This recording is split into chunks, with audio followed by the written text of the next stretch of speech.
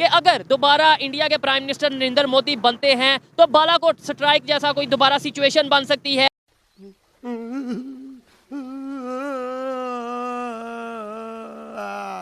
भारत के हवाले से बहुत बड़ा चैलेंज है मेरे ख्याल में डॉक्टर जयशंकर साहब के लिए और मोदी जी की टीम के लिए बहुत बड़ा चैलेंज होगा।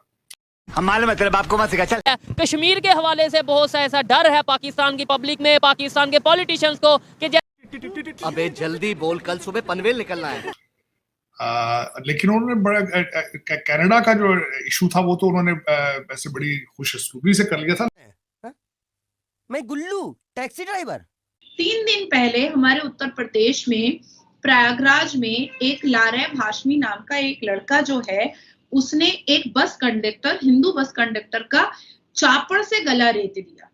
यार सबसे पहले तो जो नरेंद्र मोदी है उनका अपनी नेशन के लिए तो वो बहुत अच्छा आदमी साबित हुआ है, क्योंकि इसके दौर के अंदर उसने बहुत तरक्की किया इंडिया ने। और इसने अपने बयान में, स्टेटमेंट में ये बात दिया है एग्जैक्टली अजमल खसब की तरह कि मैंने जो ये काफिर को मारा है उसके बाद मैं अल्लाह की नजर में एक अच्छा मुसलमान हुआ हूँ और मुझे जन्नत में ऐशो आराम मिलेगा। तो नमस्कार दोस्तों, स्वागत है आप सभी का फिर से इस नए वीडियो में। दोस्तों आज की इस वीडियो में बात करेंगे कि पाकिस्तानी मीडिया प्रधानमंत्री नरेंद्र मोदी जी के बारे में किस तरह से बोल रही है कि अगर प्रधानमंत्री नरेंद्र मोदी जी फिर से प्रधानमंत्री बन जाते हैं तब शायद वो पाकिस्तान वाला भी कश्मीर अपने कब्जे में ले ले, जिस तरह से कश्मीर को उन्होंने पूरी तरीके से आज़ाद कर दिया है। और साथ में ये भी जानेंगे कि कनाडा के बाद अब अमेरिका ने भी भारत पे ये इल्ज़ाम लगाया है कि भारत के 2 नागरिकों पे इल्ज़ाम लगाया है कि खालिस्तानी आतंकी गुरपतवंत सिंह की हत्या को लेकर। तो आइए देखते हैं कि इस पे पाकिस्तानी मीडिया की क्या राय है। साथ में वीडियो को लाइक, शेयर एवं चैनल को सब्सक्राइब जरूर करते हैं। आइए वीडियो को देखते हैं, बहुत मज़ा आने वाला है। फिर मिलते हैं वीडियो के अंत में। कि अगर दोबारा इंडिया के प्राइम मिनिस्टर नरेंद्र मोदी बनते हैं तो बालाकोट स्ट्राइक जैसा कोई दोबारा सिचुएशन बन सकती है। कश्मीर के हवाले से बहुत सा ऐसा डर है पाकिस्तान की पब्लिक में, पाकिस्तान के पॉलिटिशियंस को कि जैसे पहले कश्मीर को आर्टिकल 370 हटाया गया, अब इस साइड वाले कश्मीर के ऊपर भी। यार सबसे पहले तो जो नरेंद्र मोदी है उनका अपनी नेशन के लिए तो वो बहुत अच्छा आदमी साबित हुआ है, क्योंकि इसके दौर के अंदर उसने बहुत तरक्की किया इंडिया ने। और ख़ास तौर पे आप देखें जो G20 हुआ है उसमें उसकी बड़ी अपना है अचीवमेंट। और उसके बाद जो उन्होंने अब उनकी स्टॉक एक्सचेंज देख लें, आप उनकी मईशत देख लें, वो मेरे ख्याल 4th लार्जेस्ट इकोनॉमी है। 5th लार्जेस्ट इकोनॉमी है, लेकिन उनके मुताबिक कुछ ही सालों में वो 4th और 3rd लार्जेस्ट इकोनॉमी बन जाएंगे। और उसके बाद रिसेंटली जो उनका कतर का इशू हुआ है, उसके बाद जो इसराइल का इशू हुआ है, उस सब में उन्होंने ना अपनी नेशन का मुकदमा जो है ना वो बड़े अच्छे तरीके से लड़ा है। चाहे वो फॉरेन पॉलिसी की तरफ से देख लें, इकोनॉमी की तरफ से देख लें, या उनके देखें ना, सबसे बड़ी बात तो ये है कि इंडिया के अंदर बहुत सारे कल्चर्स हैं, बहुत सारी जुबानें हैं, बहुत सारे मज़ाहिब हैं। उन सबको मेरे ख्याल इकट्ठा रखना यही बहुत बड़ी अचीवमेंट होती है। अब पाकिस्तान के अंदर 90% से ज़्यादा मुस्लिम्स हैं, लेकिन जहाँ पे हम इकट्ठा नहीं रख पा रहे वहाँ तो हर 10-15 किलोमीटर बाद, 20 किलोमीटर बाद मजहब भी चेंज होता है, जुबान भी। मजहब तो हर जगह पे मजहब के लोग मौजूद होते हैं, लेकिन जो उनको कैरी करना और फिर उसके बाद उसको एक अच्छी सिचुएशन में फिट करना, ये बड़ा मुश्किल काम होता है मैनेज करने के लिए। आप हमारे यहाँ देख लें, हमारे यहाँ मुस्लिम जो है वो अक्सरियत के अंदर है, लेकिन उसके बावजूद यहाँ पे जो हमारे मजहबी बुनियादों के ऊपर बहुत सारे मसाइल हैं, होंगे वहाँ पे भी, लेकिन आप ये देखें ना कि वहाँ पे इतनी बड़ी उनकी पॉपुलेशन है, उसके बावजूद मैनेज किया हुआ है।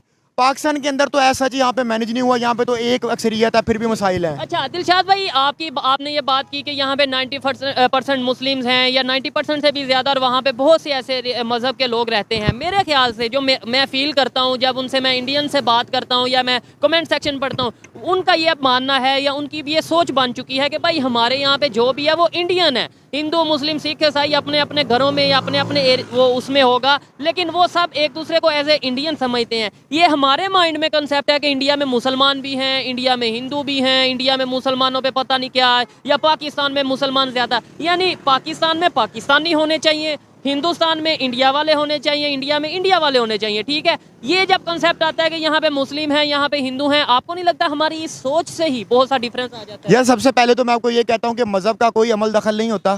ठीक है, मजहबी बुनियादों के ऊपर आप किसी के ऊपर इंतशार नहीं फैला सकते, मजहबी बुनियादों के ऊपर आप किसी को पीछे नहीं रख सकते। आपसे मैं इतनी बात कहता हूँ कि यूरोप की तरक्की तब स्टार्ट हुई थी जब उन्होंने पॉप को वेटिकन सिटी में बिठा दिया था और सियासी मामला से अलग कर दिया था। भारत के हवाले से बहुत बड़ा चैलेंज है मेरे ख्याल में डॉक्टर जयशंकर साहब के लिए और मोदी जी की टीम के लिए एक बहुत बड़ा चैलेंज होगा। लेकिन उन्होंने बड़ा कनाडा का जो इशू था वो तो उन्होंने वैसे बड़ी खुशउस्लूबी से कर लिया था। लेकिन अब ये देखें जो मैं क्योंकि यहाँ खुद लॉ स्कूल गया हूँ, यहाँ तब तक ये केस फाइल नहीं करते जब तक इनके पास ठोस शवाहिद मौजूद ना। अब वो जो इसकी थोड़ी सी मैं तफसील बताना चाहूंगा कि जो खबर आई है वो अब देखने वालों को ये भी तो बताना चाहिए ना कि फैक्ट्स क्या है जिस पे हम बात कर रहे हैं। जून 30 2003 को नखेल गुप्ता साहब को अरेस्ट किया जाता है चेक रिपब्लिक से, और वो जो इंफॉर्मेशन दे रहे हैं कि वो किसी से मेरा मकसद है कि अच्छा फिर उसमें खबरें आई हैं जो कि उनको कोई सरकारी अफसर, इंडियन सरकारी अफसर जो था वो उनको मई 2023 में ट्रेनिंग देता रहा है कि किस तरह किसी को रिक्रूट करना है, किस तरह ये करना है। फिर वो उन्होंने किसी से कम्युनिकेशन शुरू कर दी, बात करनी अमेरिका के अंदर, और वो लेटर ऑन जो था वो फेडरल अथॉरिटीज का इंफॉर्मेंट था अमेरिका से। उसमें $1 लाख का सौदा हुआ, $15,000 उन्होंने उनको बयाने के बंदोबस्त किया। नखेल गुप्ता साहब जो है, नखेल गुप्ता साहब, उनका कारोबार जो बताते हैं वो कहते हैं कि वो जो ड्रग्स और असले का काम करते हैं इलीगल है। अब उनको एक्स्ट्राडाइट करने की भी कोशिशें की जा रही हैं अमेरिका के हवाले से, लेकिन ये सारी जो तफसील आई है डिपार्टमेंट ऑफ जस्टिस की वेबसाइट पर भी है, वॉशिंगटन पोस्ट पे भी है, ये इतनी नहीं आनी थी अगर इसके ठोस शवाहिद ना होते। तो इस वक्त अगर देखा जाए तो 3-4 चीजें जो है वो इकट्ठी मिलती जुलती नजर आ रही हैं। एक तो केस जो है वो निज्जर साहब का जो अच्छा, दूसरा जिसको मारने की कोशिश की जा रही थी वो सिक्स ऑफ उनका नाम है सिक्स फॉर जस्टिस, पन्नू साहब हैं, खुद वकील हैं वो। उनके बारे में है गुरप्रीत पन्नू साहब हैं जिनके बारे में ये सारी गुप्ता साहब की जो केस का बना है सिलसिला। अब इसके साथ ये है कि अब वो अब बाल जो है वो भारत के कोर्ट में चला जाएगा कि वो किस तरीके से अपने आप को क्लैरिफाई करें कि state it's not state sponsored.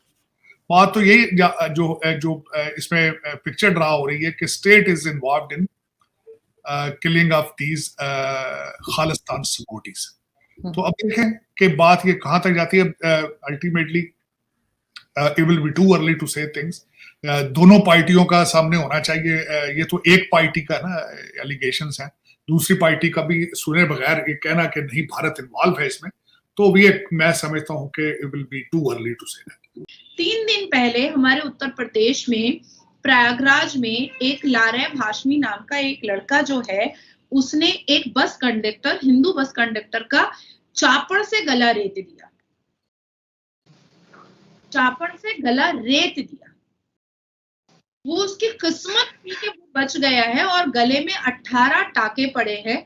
वो बेचारा 350-400 रुपए डेली का कमाता था। परिवार के बच्चों को और अपनी बीवी को, अपनी बूढ़ी माँ को, अपने ज़ईफ बाप को वो चलाता था। आज पता नहीं वो जिंदा भी बचेगा कि नहीं बचेगा, इस बात की भी गारंटी नहीं है। और जिस लारेब हाशमी ने गला रेता है उत्तर प्रदेश प्रयागराज की, तो उसने लब्बैक लब्बैक अल जिहाद का एक वीडियो पहले बनाया है कि अल्लाह और रसूल के को खुश करने के लिए और 72 वर्जिन हूरों के लिए मैं ये काम कर रहा हूं और एक काफिर का गला रेत रहा हूं। अब आप मुझे बताइए। और इसने अपने बयान में, स्टेटमेंट में ये बात दिया है एग्जैक्टली अजमल खसब की तरह कि मैंने जो ये काफिर को मारा है उसके बाद मैं अल्लाह की नजर में एक अच्छा मुसलमान हुआ हूं और मुझे जन्नत में ऐश व आराम मिलेगा और मुझे जन्नत में अयाशी की जगह मिलेगी और मुझे जन्नत में 72 वर्जिन हूरें मिलेंगी। ये मिथ, ये झूठ। किसके पास वीडियोग्राफी है? मुफ्ती तारिक मसूद के पास है, मुफ्ती तारिक जमील के पास है। किसके पास ये वीडियोग्राफी है कि ये गला रेतने वाले क्रिमिनल एक्टिविस्ट को, ये गला रेतने वाले जिहादियों को, ये गला रेतने वाले मर्डरर को, ये गला रेतने वाले शैतानों को 72 वर्जिन हूरें मिलेंगी? इस बात की पुष्टिकरण और इस बात का वीडियोग्राफी कोई दिखा सकता है, कोई दे सकता है? क्या 72 वर्जिन हूरों के बारे में कुरान में कहीं पर लिखा हुआ है? कहीं पर भी नहीं लिखा हुआ है। मैम, अल्लाह ये नहीं कहता कि तुम जाके काफिर का या किसी का कत्ल कर दो। ये हमारे मौलवी मुल्लाओं ने मेंटालिटी क्रिएट किया है। यही वो लारेब हाशमी है, इसी ने एक बस कंडक्टर का गला रेत दिया है। तो दोस्तों आप लोगों ने देखा कि किस तरह से पाकिस्तानी मीडिया भारत के बारे में, प्रधानमंत्री नरेंद्र मोदी जी के बारे में भी किस तरह से बोल रहे थे कि अगर फिर से मोदी जी जीतते हैं तो कुछ बड़ा हो सकता है,